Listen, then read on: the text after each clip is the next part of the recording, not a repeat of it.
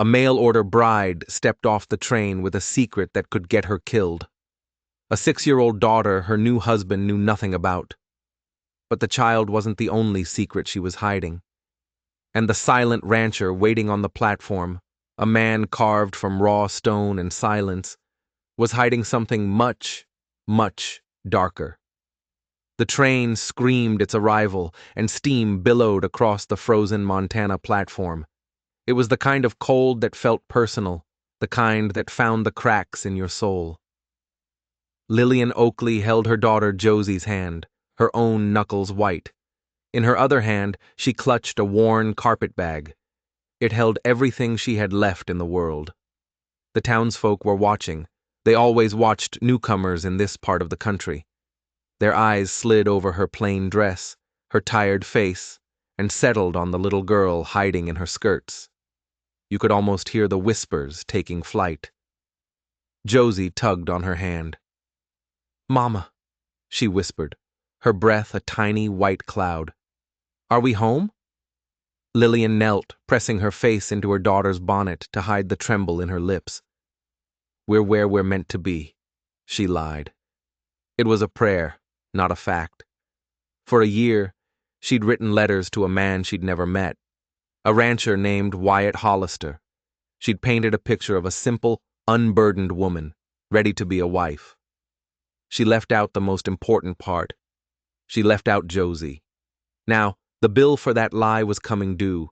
She saw him then, standing apart from the crowd. He was a giant of a man, with shoulders broad enough to block out the winter sun. His face was all harsh lines and shadows under the brim of his hat. He just stood there, watching her, his eyes as pale and cold as the sky. He didn't smile. He didn't nod. He just watched. Lillian's heart hammered against her ribs. This was it.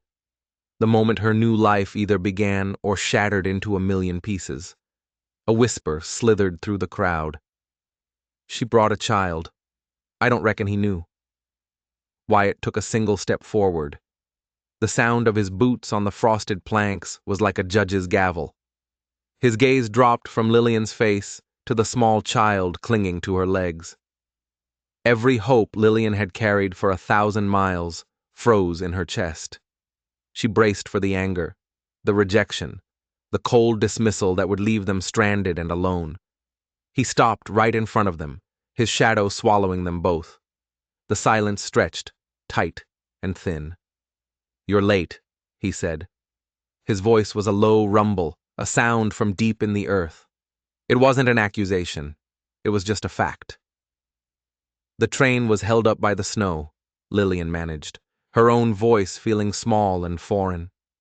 His eyes were still on Josie. A deep line creased between his brows. Lillian knew she had to speak now, or let the fear strangle her. "This is my daughter Josie," she said, the words coming out in a rush. "She is part of me. If that's a burden you can't bear, then say so now. I won't hold you to your word." Wyatt didn't answer. He just kept looking at Josie. Then, with a groan of wood, he dropped to one knee, bringing his massive frame down to the child's level. Josie flinched, but didn't hide. Wyatt's pale eyes studied her face. Then he reached into his coat. For a heart-stopping second, Lillian thought he was reaching for a weapon. Instead, he pulled out a worn woolen scarf. His huge, calloused hands moved with a startling gentleness as he wrapped it around Josie's small neck, tucking the ends in against the cold. Josie looked up at him, her eyes wide with wonder. A wave of relief so sharp it felt like pain washed over Lillian. But when Wyatt stood up, his face was a mask again. He didn't look at her. He didn't say a word. "Wagon's waiting," he grunted and turned his back, walking away. It wasn't a welcome. It wasn't a rejection. It was something in between, something far more dangerous. As she followed him through the silent, staring crowd, the snow began to fall again. She glanced at the giant leading them away, a man who had shown a moment of shocking tenderness before locking it away again. She thought her only secret was her daughter. But as she looked at the back of Wyatt Hollister's head, She had the terrible feeling that his secrets were much bigger and much deadlier than her own. The ride to the ranch was long and silent. The wagon wheels groaned, a lonely sound in the vast, white emptiness. Wyatt didn't speak a word. He just stared at the horizon, a man made of stone. Josie huddled against Lillian, whispering, "Is he angry, Mama?" "He's just quiet," Lillian whispered back, trying to convince herself it was true. The ranch was a collection of dark buildings against the snow. It was big, but it felt empty. Haunted. Inside the main house, a fire burned, but the shadows clung to the corners like ghosts. On the mantel, there was a single photograph of a woman. She was beautiful, with a wild, unhappy look in her eyes. Wyatt gestured to the kitchen. "There's stew," he said, and then he was gone, disappearing into the back of the house. His silence was a wall. For days, Lillian tried to find a crack in it. She cooked, she cleaned, she mended. He worked from dawn till dusk, a tireless machine of a man. He was never cruel. He was just absent. He'd leave fresh wood by the fire. He'd pour Josie a cup of milk before he poured his own. But he never spoke. He never smiled. The town was no better. The whispers followed her everywhere. "Trapped him," she heard a woman say in the general store. "A man needs his own sons, not another man's burden." The words were like poison darts. She started to believe them. Maybe she had trapped him.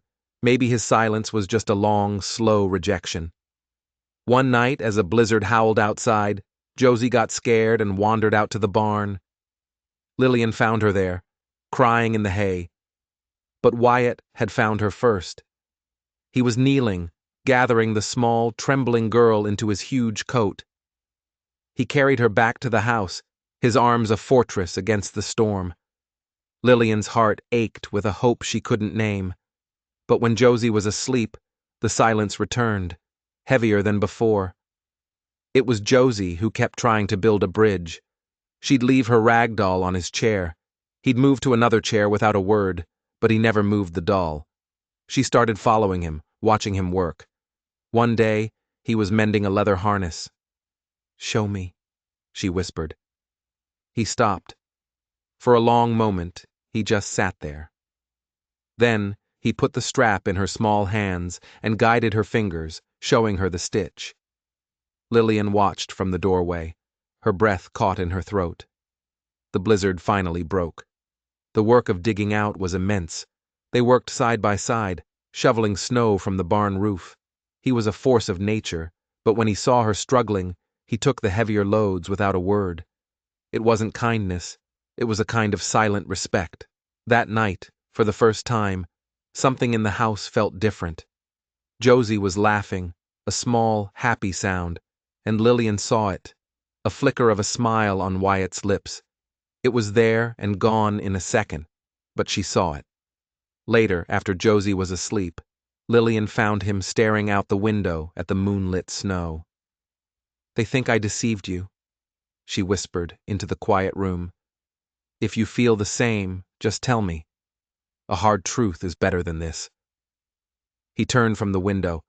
The firelight flickered across his face, and she saw the raw pain in his eyes. "This land was cold before you came," he said, his voice rough, as if the words were being torn from him. "Now, it feels alive." Before she could answer, before she could even breathe, a new sound came from outside. It wasn't the wind. It was the frantic, terrified barking of the ranch dogs. Then a scream. A man's scream, cut short. Wyatt was moving before the sound died, grabbing the heavy rifle from above the fireplace. "Stay inside," he commanded. "Lock the door." He was gone, melting into the darkness. Lillian ran to the window, her heart pounding. She saw him moving toward the corrals, a dark shape against the snow. Then she saw them. Two other figures, emerging from the shadows of the barn. They weren't moving toward Wyatt. They were moving toward the house. Lillian's blood ran cold. The silence of the ranch hadn't been about her and Josie at all. Wyatt wasn't hiding from a memory. He was standing guard against a threat, and she had just let it walk right through her front door. Lillian slammed the heavy bar across the door just as a fist hammered against the wood. "Hollister!" a voice snarled from outside. "We know you're in there. We just want what's ours." Upstairs, Josie started to cry. Lillian's mind raced. Wyatt was outside, outnumbered. She was inside, trapped. She ran to the kitchen, grabbing the heaviest cast-iron skillet she could find. Her hands were shaking, but her mind was suddenly ice-cold. She had spent her life running. She wasn't running anymore. The window in the pantry. It was small, but maybe. She dragged a crate over, her breath coming in ragged gasps. The hammering on the door grew more frantic. Wood splintered. She had to get to Wyatt. She had to warn him. She scrambled through the window, dropping into the soft snow outside. The cold was a shock, but the adrenaline burned hotter. She crept along the side of the house, the skillet held like a weapon. The yard was a chaos of shadows and moonlight. She saw Wyatt, pinned down behind a water trough. 2 men were advancing on him from opposite sides. It was a trap. Lillian didn't think. She just acted. She let out a piercing scream and charged, not at the men, but at the woodpile stacked near the barn. With all her strength, she heaved against the retaining logs. It was enough. The entire stack gave way, a thunderous avalanche of firewood cascading across the yard, right into the path of one of the gunmen. He yelled, scrambling to get out of the way, his attention completely diverted. That was the opening Wyatt needed. He moved with a speed that was terrifying, a blur of motion in the moonlight. He took down the first man, then the second. It wasn't a fight. It was an execution. When it was over, he stood over the 2 unconscious men, his chest heaving. He looked at Lillian, at the skillet still clutched in her hand, at the defiant blaze in her eyes, and for the first time, the mask was completely gone. She saw awe in his face, and a terrifying respect. "Who are they?" she breathed. "Vultures," he said, his voice a low growl. He knelt and pulled a familiar-looking document from one of the men's pockets. It was a property deed, for his ranch, signed over to a name she didn't recognize. "They've been trying to run me off this land for a year," Wyatt said, his voice tight with a rage that had been simmering for a long, long time. "Threats, sabotage. My first wife, Alara." He stopped, the name catching in his throat. "The woman in the photograph," Lillian whispered. He nodded, his eyes dark with a pain so deep it seemed to have no bottom. "The town thinks she ran off. They blame me for it. But she didn't run. These men, they came for her too. They thought she'd be easier to scare than me. They were wrong." The unspoken truth hung in the cold air between them. Alara hadn't run. She had fought, and she had lost. "They killed her," Lillian said, the words a horrified whisper. "They made it look like an accident," Wyatt said, his voice flat and dead. "A riding accident. The sheriff couldn't prove anything. But I knew. I've known all along." The whole story clicked into place. His silence wasn't about her. It was a shield. He was trying to protect her and Josie from the same fate that had taken his first family. The town's judgment, Judge Rollins's hatred, it all made a terrible kind of sense now. "Why didn't you tell me?" she cried. "Because I didn't want you to be next," he said, his voice breaking. "I was going to send you away, back on the next train, for your own safety. I couldn't lose someone else." He looked at her then, his pale eyes raw with a confession that was more intimate than any touch. "But then you stayed. You fought. You didn't run." The spring thaw was coming, and with it, the river was rising. The next day, as they worked to move the cattle to higher ground, the riverbank, weakened by the melt, gave way. Josie, who had been playing nearby, was swept into the raging, icy water. Without a single thought, Wyatt launched himself in after her. Lillian screamed, running along the bank, watching in horror as the current tore at them. He was a giant, but the river was a god, and it was angry. He fought with a primal fury, his powerful arms churning against the torrent. He reached Josie, pulling her small body against his, shielding her with his own. He was going under, the current too strong. Lillian didn't hesitate. She grabbed a coil of rope from the barn, tied one end to a heavy post, and hurled the other end into the water. It landed just within his reach. He caught it, his fingers locking onto it with the last of his strength. Together, they pulled. Lillian, her feet sinking into the mud, her muscles screaming. Wyatt, half drowned but refusing to let go. They dragged themselves onto the bank, collapsing in a heap of mud and exhaustion. Josie was coughing, crying, but she was alive. Wyatt held the child, his body trembling with cold and adrenaline. He looked at Lillian, his eyes stripped bare of every defense. "She's mine now," he said, the words a raw, ragged vow. "If you'll have me." Josie, shivering in his arms, looked up at the huge, terrifying man who had just saved her life, and she whispered a single, impossible word. "Papa." The word shattered the last of Wyatt's control. He buried his face in the child's wet hair, and a sound tore from his chest, a sound of grief and gratitude, and a love so fierce it was terrifying. That night, the truth came out. All of it. The photograph on the mantel wasn't of Alara. It was his brother, dead in the war. Alara had never existed. The story of the first wife, the disappearance, the town's blame, he'd invented all of it. It was a lie he'd told Lillian, a story designed to drive her away, to make her fear him enough to leave. He was trying to protect her by making himself a monster. He thought if she hated him, she would go. And if she went, she would be safe. He'd underestimated her. He'd underestimated the quiet strength of a woman who had already survived her own hell. The men he'd fought were land grabbers, trying to steal the ranch his family had built. But there was one more twist.